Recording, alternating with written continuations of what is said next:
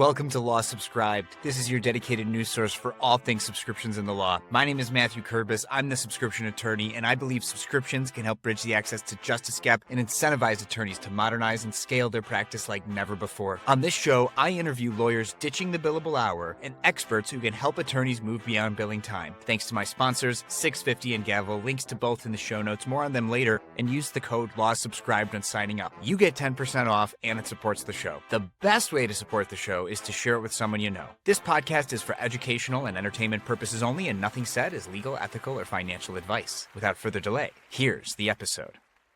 I'm thrilled to have with me today on the podcast Jonathan Steele. Jonathan, welcome to the show. Thanks, Matt. It's good to be with you.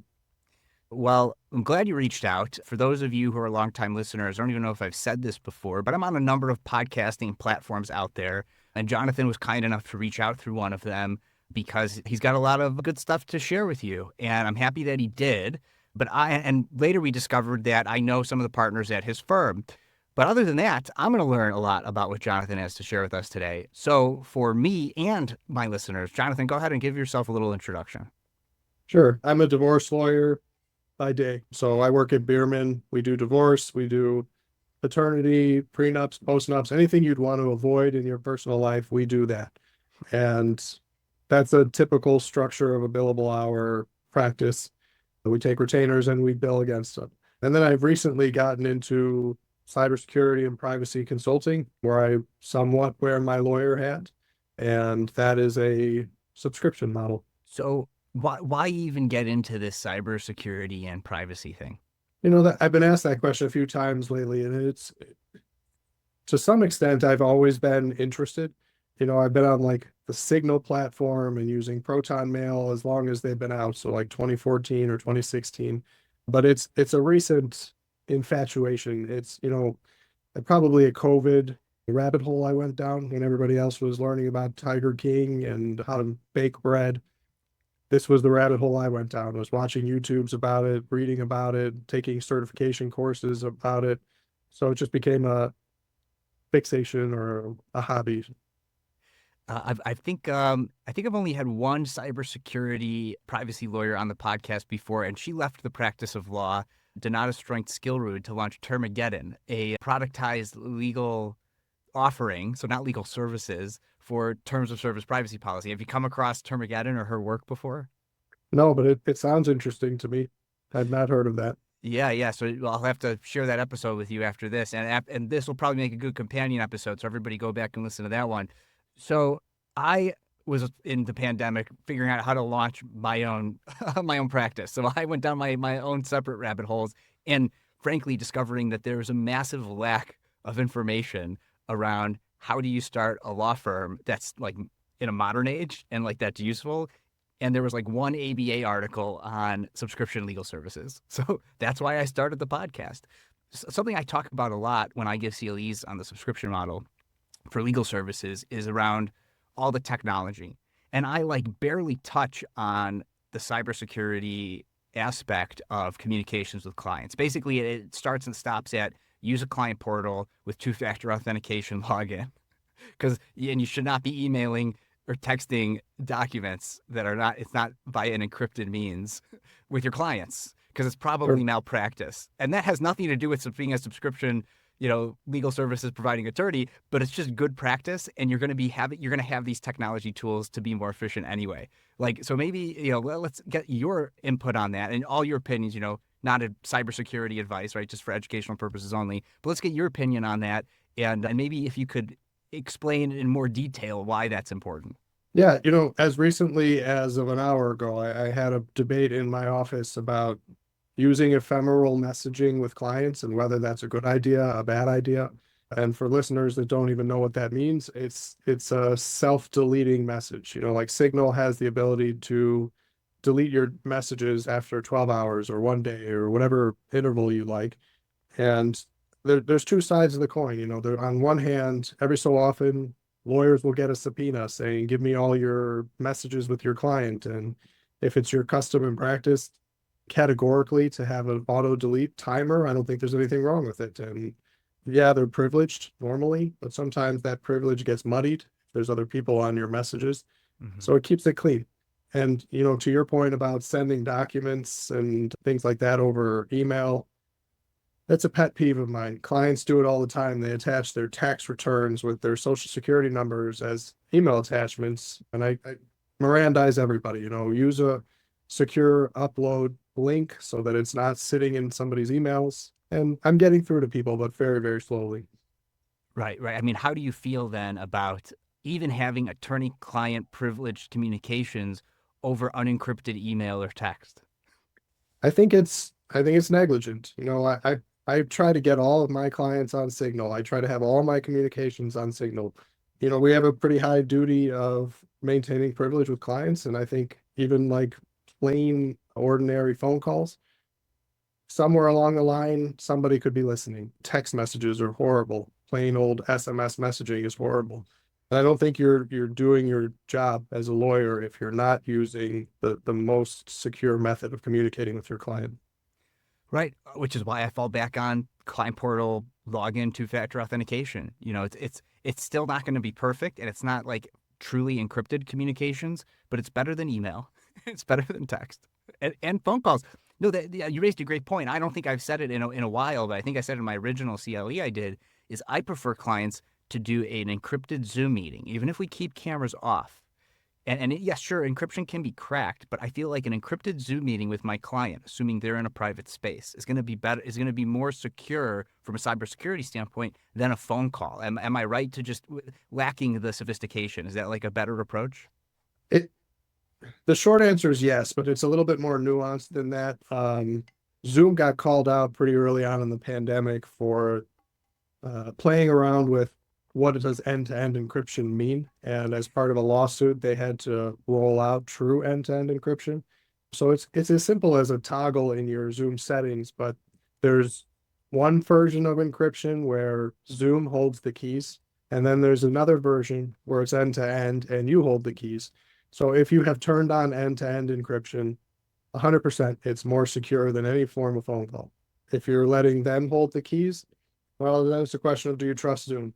I personally don't. So I trust Zoom more than I trust me personally. Actually, like Zoom is is a multi-billion now? Yeah, I think it's a multi-billion-dollar company, and they have far more resources to put towards maintaining their encryption levels than I do personally. And I'm looking at this now, so I have, which is looking at my Zoom settings for this call, which is my default. I have enhanced encryption turned on, whatever the heck that means. I definitely turned on encryption, and I think about this stuff.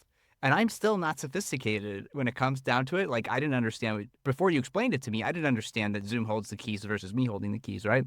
At a high level, I get what that means. But think about our profession on the whole, right? Like, the reason I don't think we're seeing attorneys get in trouble for this is because every single attorney, other than maybe you and me and a couple of others I know, would get in trouble with this, and it'd open the floodgates, right? And like, no lawyer is going to want to be like, no lawyer sitting on the board that disciplines attorneys is going to want to discipline an attorney because they've emailed with clients over email, right? So they're guilty of it too. So like, I think the message is important for what you're talking about. I think it's highly unlikely though that like any lawyers actually ever get in trouble over this thing. I think as the younger generation makes their way into the Attorney Registration Disciplinary Commission, then it'll start to change a little bit, but it's the older generation that they don't know any better. And, Yeah. like some of the older partners here at the office, I will call them on FaceTime audio rather than a regular phone call. And to this day, they don't understand why or what that is or where the video is when I'm calling, and I have to explain it over and over and over again. So it's a learning curve. Oh, that's fascinating. I'm picking up tips here for if my does the receiving call have FaceTime or have to be an iPhone? I think you can FaceTime with non-iPhone users, but I don't know 100% whether that's full end-to-end encryption, whereas it is if you're iPhone to iPhone. Okay, interesting. Yeah, I had a client whose phone was malfunctioning for a while, and that was the only way they called anybody. And little did they know it was a more it was more encrypted communications. The distinction I guess I would try to clarify for you between enhanced, like Zoom uses, or end-to-end is if you look at an apartment rental where the owner of your unit has a key, they have a spare key to your unit, and so they can come in if they choose to. When you use Zoom's enhanced encryption, they have a key. And so at the end of the day, they could decrypt your data. If it's end to end, it's you are the owner. You have the only key. With iPhones and FaceTime, that is end to end. So that is better. Yeah, I know Apple cares a lot about security, and there's especially with Apple Intelligence and everything going on with their integration with OpenAI and whether or not you're really knowingly giving permission to send things back and forth with OpenAI is a whole hullabaloo. So that we're not going to go into that. This is not the podcast to go into the nuance of that. Um, Last question I have about you on this because it's so interesting to me. And then we'll get into more back into the subscription and what you're doing with that business model. Is in as a litigator in a potential case, have you ever thought about maybe trying and seeing if a judge could be convinced that that the other side has waived privilege, and to get access to what was formerly privileged communications? I've been on the defending side of that more times than I would like to. Whether it's a client, they chose to copy their friends or their family on a message to me, and then it's, you've destroyed the privilege, or they forwarded a text that I sent to them, and so they say that they've given up their privilege. So I've had to defend that about half a dozen times in the last 10, 12 years, and it's worrisome every time. Yeah, I mean, but even without copying a family member, if you're just unencrypted emailing back and forth, like I think, as a non-subject matter expert, that's waiving privilege. That's an argument. I don't know that that would work. Judges like to give you the benefit of the doubt. They like to keep that privilege sacrosanct if they can. Yeah. I think they feel stretched when they hear you're not the only person on the email thread, because then they know that the privilege has been destroyed. But I think if it's so technical as like, it wasn't end-to-end encrypted, that's going to be hard to find a judge that really understands that nuance. I think that's the only, like, a case like that gets appealed and appealed Yeah, is the only way our profession is going to start to use end-to-end encrypted communications. you're probably right. So we're looking for a judge. If there was some ACLU equivalent out there that wants to actually help attorneys preserve attorney-client privilege, go find that case and do some forum shopping, which I know is controversial. So moving into the business model that you chose. So you mentioned that the family law practice that you're at bills by the hour. Yet you decided when you started this other company that you were going to use subscription. Why? I think subscription model is preferable to me for a number of reasons. One, I think having a bill by the hour, it drains the life out of you. Being a slave to that requirement every month of having to hit your billables, it's problematic for so many reasons. It encourages, I think, people to pad their billing, which is unethical and a disservice to clients, and gives us as lawyers a bad name, and encourages all these jokes that you hear about lawyers and being sharks and bloodsuckers and all of that. I think moving to a subscription, it allows me to do the full depth of what I think is necessary to help protect a client, both from a privacy and a security perspective, without being constrained by the client's resources. So if I were billing hourly, I'm going to outspend most of my clients' ability or willingness to pay for these kinds of services in an hour. But if I price it in a subscription way, I'm not constrained by you need to bill within a reasonable amount of time and curtail your services to that time. Are the other side of that, are you finding that you're able to create standard operating procedures, duplicative processes, automations that help you service the cybersecurity clients? Automation for sure. You touched on it earlier, and I'll stay with you to not go down the rabbit hole of AI and all of that, but automation's huge right now, and AI is helping to automate. But for sure, integrating automation into, some of the vulnerability testing and penetration testing, and trying to see where a client has exposure and what their digital footprint looks like, would be way time prohibitive if it weren't for automation. Are there any particular tools? Because we still, even if we're not going down the rabbit hole, we still like to talk tools. So, like, what tools are you using from a technological standpoint that are helping you deliver this subscription model service? So I don't know how technical you want to get, but I run various scripts on my computer all the time. I have little mini computers that are called Raspberry Pis that are low power. They're about $150 yay big computers.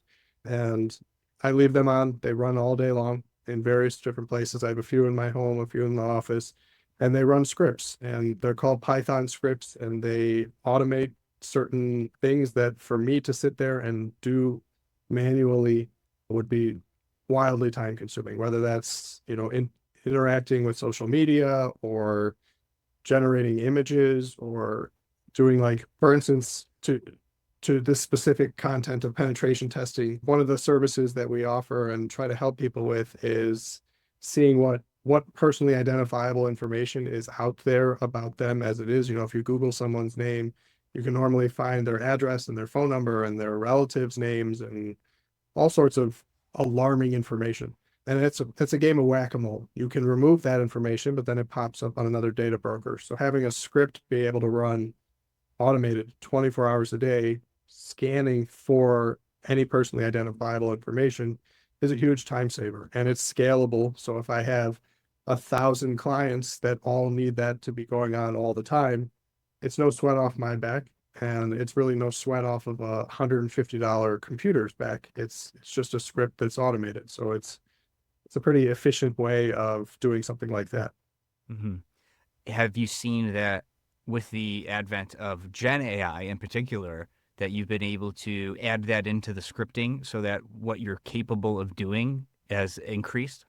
Yes, and for two reasons. One, it is able to audit the code of your script, find errors, find improvements in seconds, whereas coding that manually takes hours. Finding vulnerabilities, finding errors in logic, or even just something as simple as like a syntax error. You put a parentheses one space too far. That would take you hours to find that, but you copy and paste that to Chat GPT and it'll find it for you in seconds. And then within your scripts, you can integrate what's called API access that allows you to integrate directly with Chat GPT or another form of AI. And you can have it analyze log files for you. You can have it analyze PDFs. One recent integration that I'm using that relates to my law practice is I have a script set up that every morning at 9 a.m. it downloads all of the recent case law that has been released for the day. It scans the PDF, it summarizes the cases, and it emails me every morning. Here's the cases that have been released. Here's a summary of the cases, and here's the case attached. Doing that manually would be hours and hours every single day. So automating that was huge. Here's a subscription business for you. Sell that to lawyers for a monthly fee. I think that, there are so many business opportunities that capitalize on this automation. The possibilities are endless. Every time I do something like this, somebody says to me, that is a business in and of itself. And they're right. Yeah. Yeah. I mean, right now it's giving you an advantage probably in being aware of the case law ahead of time. But just like with all things with technology, over time, the advantage will be less advantageous as more and more people, you're doing that for yourself. There are legal tech founders listening to this podcast. They might go with that idea and run with it, right? Because they're not practicing law full time. They're either recovering attorneys or they were never an attorney. But I mean, that right there, like there's value. And I don't know what a lawyer would be willing to pay for that. $50 a month, $100 a month, like something maybe. And, they'd have to, I get that you'd have to build an app and some kind of like probably fancier interface, like a front end, piece of it. They have to pick what practice areas. Like I could see how it could get out of control pretty quickly as its own business model. But to those of you listening, I mean, there might be something there. Everything that you just said, in my opinion, on the coding side of things, seems super complicated, right? By the way, are you self-taught or did you learn formally how to code and all that? I would say self-taught, and I'm helped by AI in how to Right. learn. Yeah. Right, right.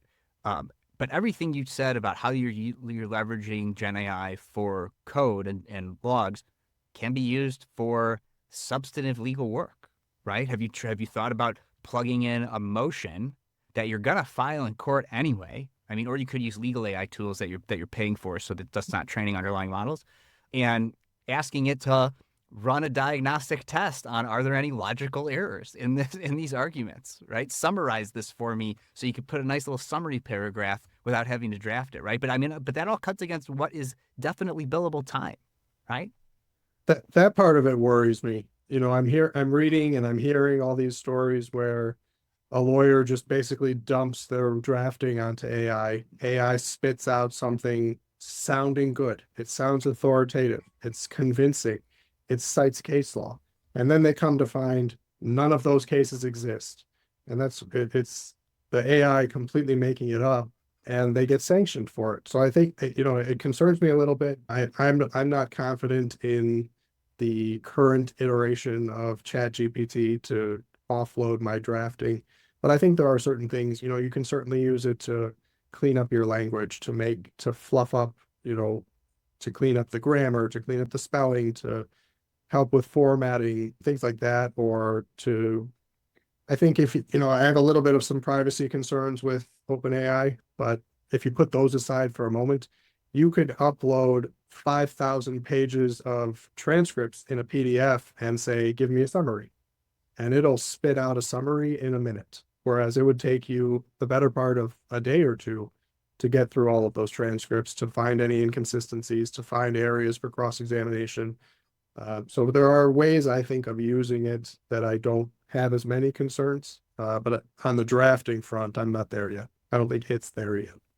Well, and to be fair, and longtime listeners know, because I've had a lot of Gen AI experts on the pod, using ChatGPT to write a legal anything that needs case citations is like using a mouse to hammer a nail.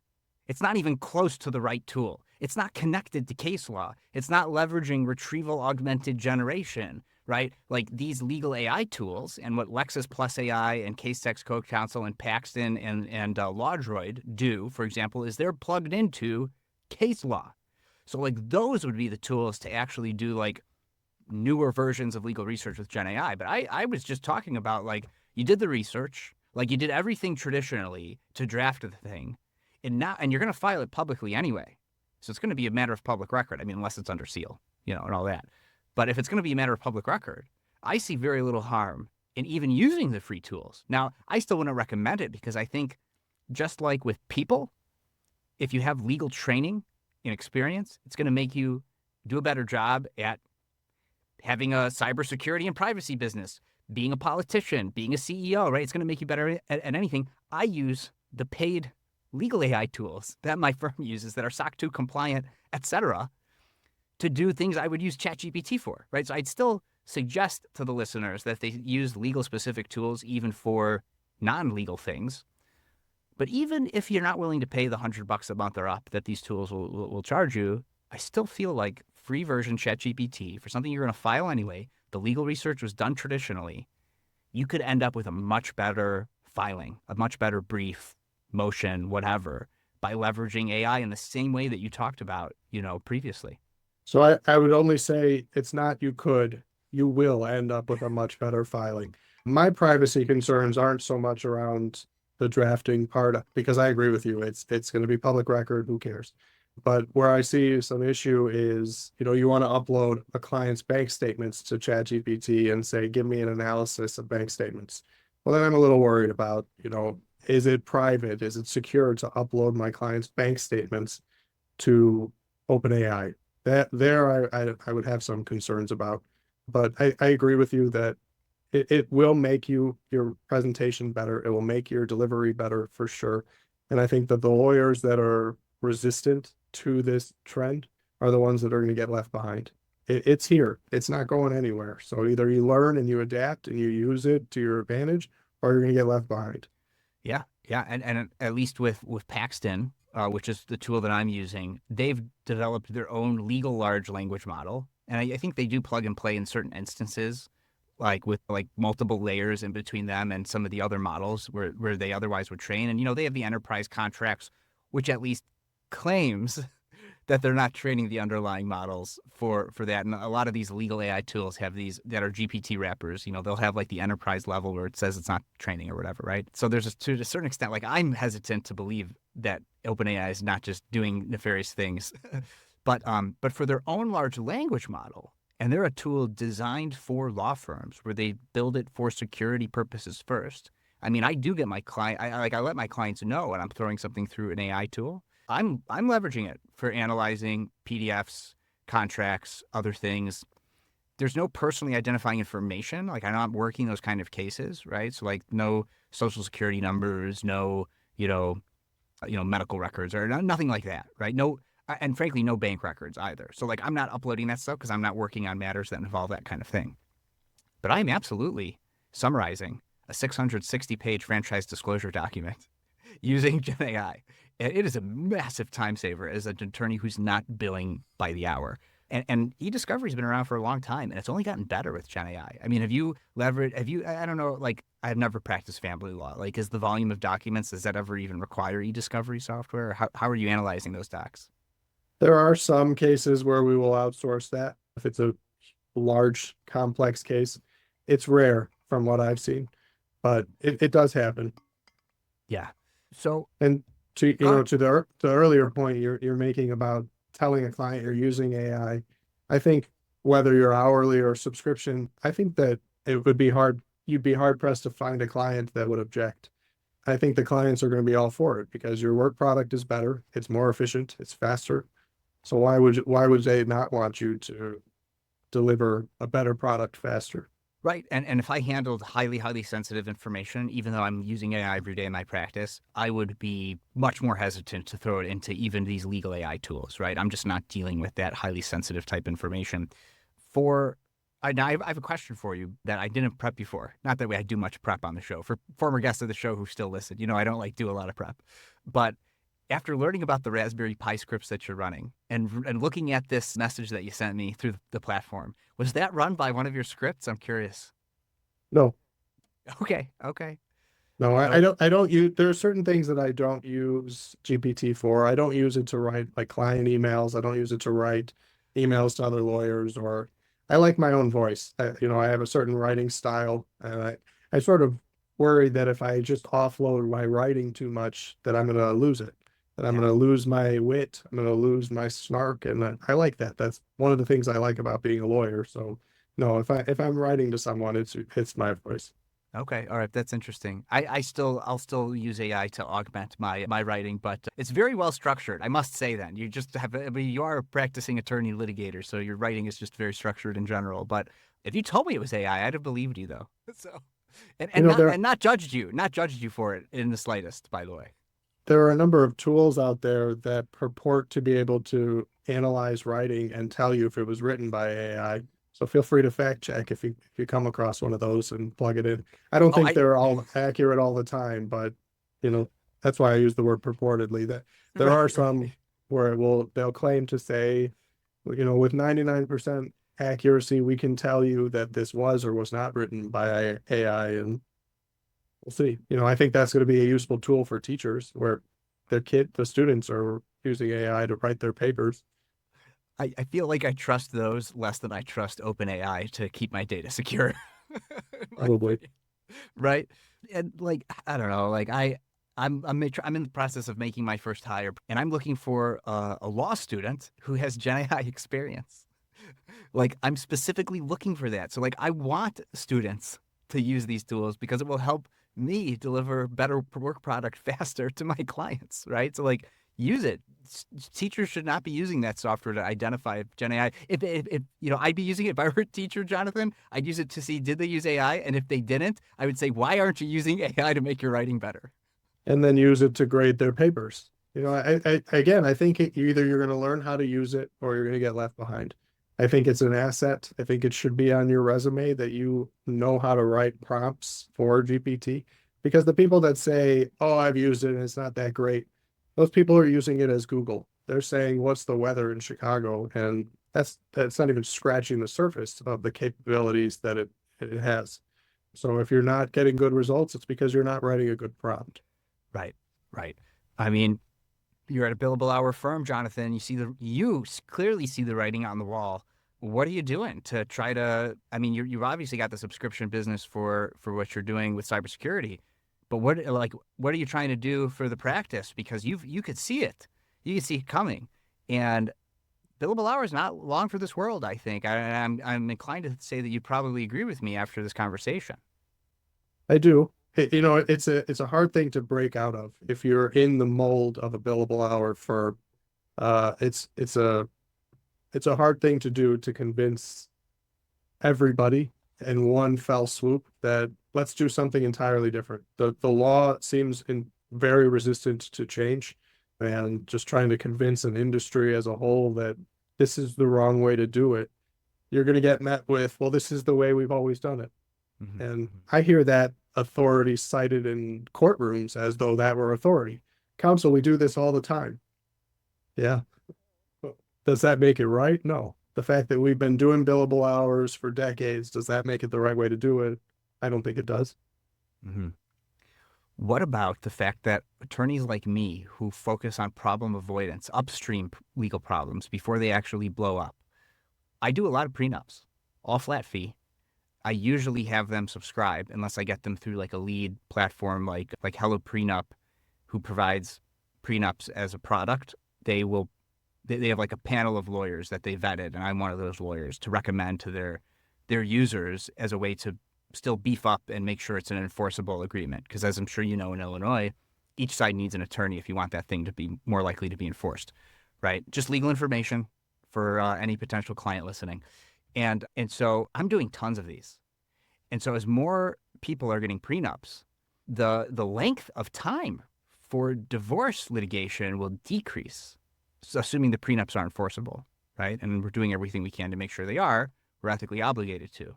So then it gets to a point of, well, if they're not taking as long, but there's still value being provided by family law attorneys if there is a divorce with an existing prenup, like you got to flat fee that stuff, right? Like that's the future of it as there are more and more couples getting divorced who have a existing prenup. Like, are you seeing divorces with prenups in place?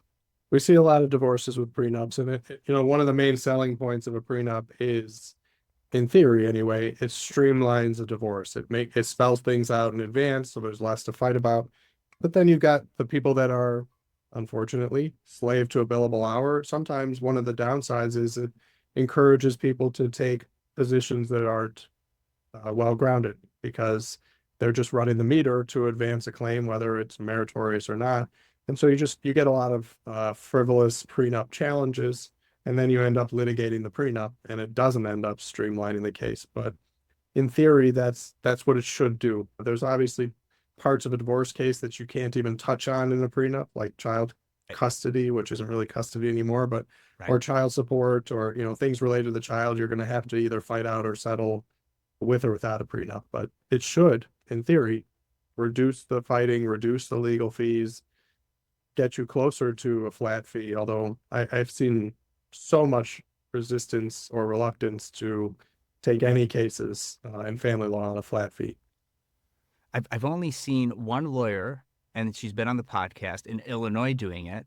And I know of at least a couple more in Colorado who are doing it. Now, in Colorado, they've got a more structured like format for divorce cases where it's like you have like certain stages and you must attempt like some sort of alternative dispute resolution. Like they mandate it, right? So like they flat fee like up to like that point, and then there's like a slightly different but still try to be predictable fee structure if you have to take the case to trial.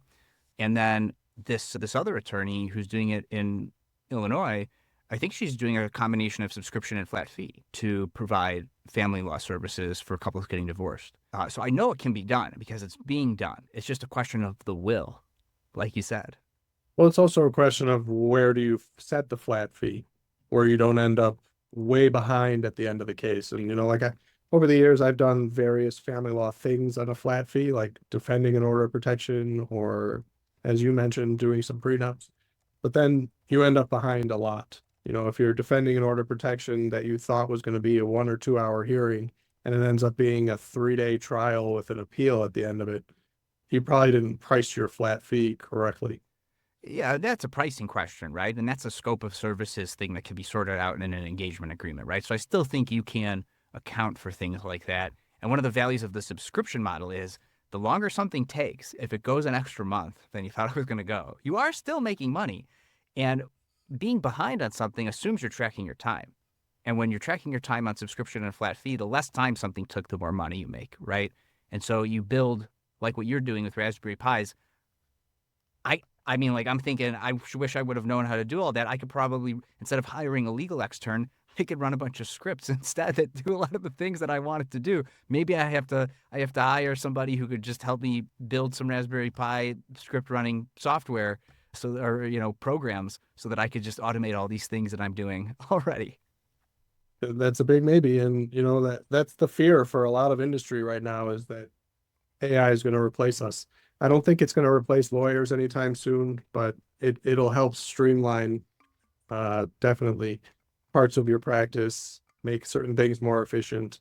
If you have the time every morning at 9 a.m. to read 6 cases and distill them down to the key points, uh, God bless you. But that's hard to find the time every single day to do that. So scripting, it's key.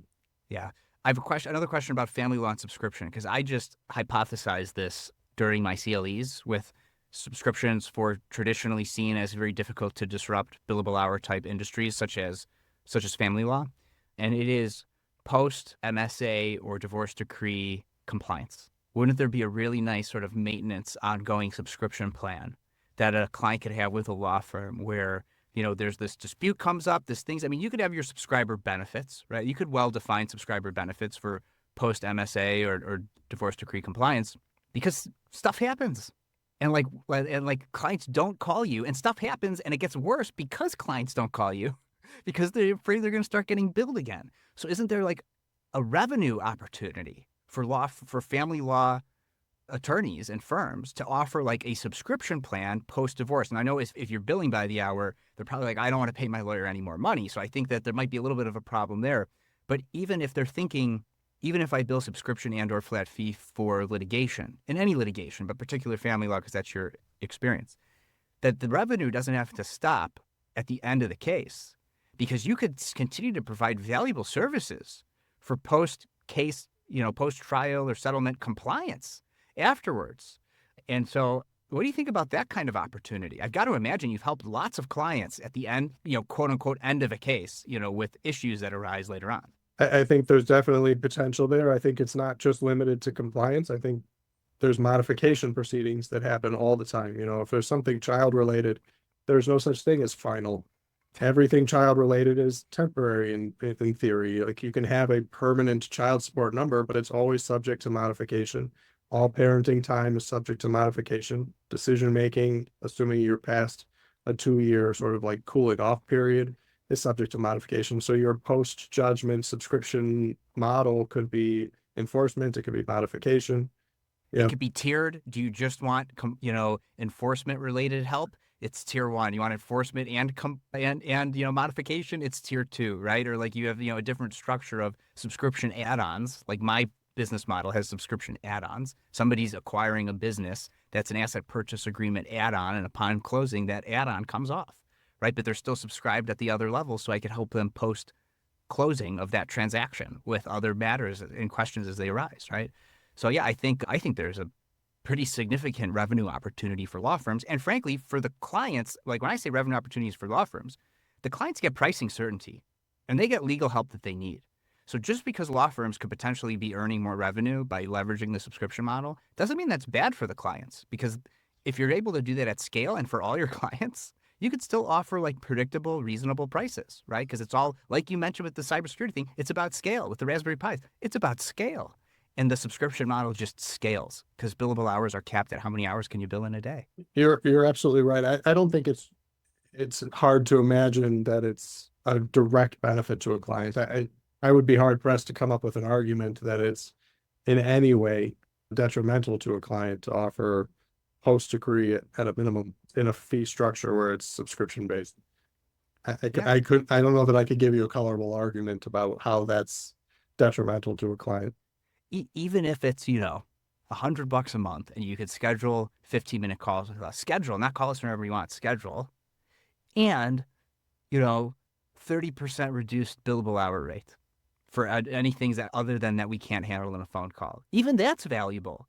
And they might never have an issue. And now the firm is getting $100 a month for the client getting access to scheduled calls and access to a discounted billable rate. Now, I'm generally not in favor of doing anything billable and subscription combined, but anything for baby steps, man. Anything to get some billable hour-minded attorneys in the mindset of, let's give this subscription thing a try. And once they get a taste of that recurring revenue, they're going to want to turn everything into recurring revenue. You're not wrong. It's definitely an enticing proposition. I think some of the barrier to entry there is going to be like clients that take advantage of your subscription in that first month and then drop the subscription. But you can bake that into the subscription agreement. You can have a year-long subscription, or Yep. Yeah. You're coming up with solutions to that problem right now on the fly. Like, lawyers are some of the smartest people I know, and I'm only slightly patting myself on the back when I say that. If we didn't have a choice to ditch the billable hour, we would come up with some really creative business models. It's just there as an option, which is why I always encourage at the end of a CLE, engage in the thought experiment of your, whatever licensing body that you're governed by says the billable hour is going to be banned in 365 days. What are you going to do? How are you going to plan to prepare, right? And give yourself the next year to figure it out. So with that, I mean, we're time has flown. Just high level, like, how are you pricing your subscription for the business that you have? Yeah, so I have 4 different tiers, depending on how thorough of advice you want, how thorough of protection you want. And it's based on the level of service and the number of services. On the high end, which is obviously where I would recommend people be, it's $200 a month for what's called the Fortress plan. And then on the low end, it's the Guard plan, and I think that's at $129 a month. But there's a promo code for the first year where it gets you 50% off. So yeah, and you could do things like that, right? Which is hard to do on the bill. You can't, what are you going to do for the billable hour? And once people are subscribed, like the churn rates of after someone's been subscribed to something for 3 months significantly reduce. So it's easy to give them a discount for the first, however many months or a year, because if they're seeing the value from it and they continue to get value, they're going to subscribe. They're going to stay subscribed, right? And the way that I handle that is I just charge as low of pricing as I possibly can at the lowest subscription level, starting at $20 a month and $50 a page, right? And once they start to appreciate the value, I just move them up a tier. Because in legal, it is hard to give a discount code for your subscription, right? That's hard. I haven't solved that problem yet. The way I've solved it is just super low entry level subscription, right? With limited subscriber benefits, right? Limited. That's the key. Well, I love it, and I'm glad that you're calling the subscription level something, because that's always another question that I get is how do I name my subscription? Did Gen AI help you come up with that? Or that seems like you maybe came up with that. That was me that came up with it. So the last question I like to ask all my guests is just a fun one, Jonathan, and that is a hot dog a sandwich, and why? That's certainly one you didn't prep me for. Is it a sandwich? I think so. It's got 2 pieces of bread, in theory, unless you don't consider the top and the bottom to be separate pieces. And then there's some contents in the middle. So Okay. I think so. All right. If people wanted to find you, or whether it's the firm or social media or the consulting company, what's the best way for them to reach out in all the places? At first, I'd say good luck. I've done a pretty good job of secreting myself and hiding my personally identifiable information, but my public profiles are the best way to find me or get a hold of me. So there's beermanlaw.com for my law practice, and then there's steelefortress.com for the privacy and security consulting. All right. All right. For some people, I think that's going to be challenge accepted. But then after they can't find you, they'll realize that they should go to steelefortress.com and get your services, right? Sure. So stick around for a minute, but we'll sign off. One more time, Jonathan Steele, thanks again for coming on the show. Thank you. And that's our show. Thanks again to 650 and Gavel for being sponsors. The best way for others to discover this show is for you to share it with somebody you think would find value from it. Follow me on LinkedIn, since that's where I'm most active on social media, and click the bell towards the top right of my profile to get notified about all of my posts about this podcast and everything else I think is valuable for you to see. To get in touch, message me on LinkedIn or email Kurbis@lawsubscribed.com. All links are in the show notes. Until next time, this is Matthew Kurbis with Law Subscribed.